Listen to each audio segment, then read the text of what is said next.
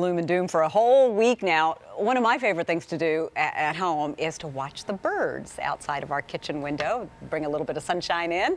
Melodie McDanal from Pike Nurseries is with us this morning to talk about how we can attract those birds to our yard. I'm ready, because this is, you know, we need that little bit of sunshine, don't we? Yeah, we do. And you know what? What's neat about the winter, the leaves are gone off the trees, so you actually can see them, and you watch them in the trees and watch them feed. Okay, so are there certain plants that they're attracted to? There are. They're attracted to plants with berries, like you'll see this winterberry holly next to you. This one. There are also hollies that are evergreens, which are good, like the evergreen camellia, for a place for them to have shelter. So they'll go into the plant for shelter, and of course camellias are blooming now, so they're great.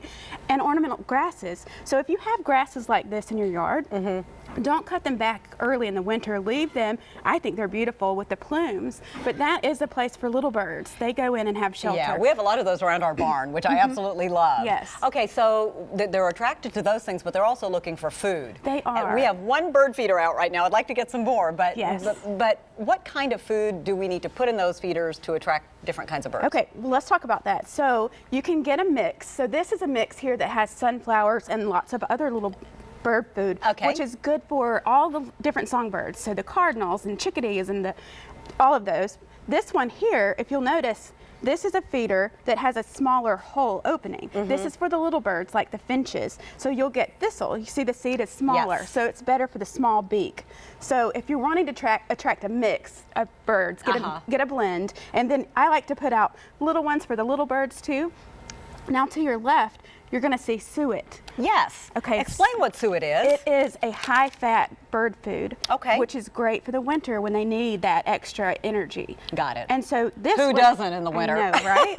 This one next to you is actually for the woodpeckers. Okay. So I have a couple of woodpeckers in my front yard, and they're incredibly fun to watch as they skate around the tree. Very cool. And you need to put out bird feeders that hopefully will keep the squirrels away. Yes. Now check this out. This is a feeder that when a squirrel gets on it, it closes. So the squirrel can't eat, but now it will be heavy enough for like a cardinal, the biggest bird, the biggest songbird. So all of the little birds can get on there, but the squirrel will close it.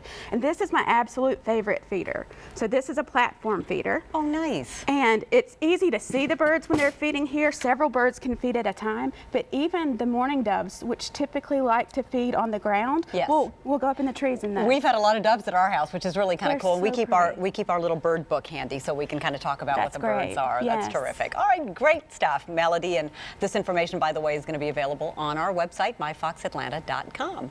It is 8:57.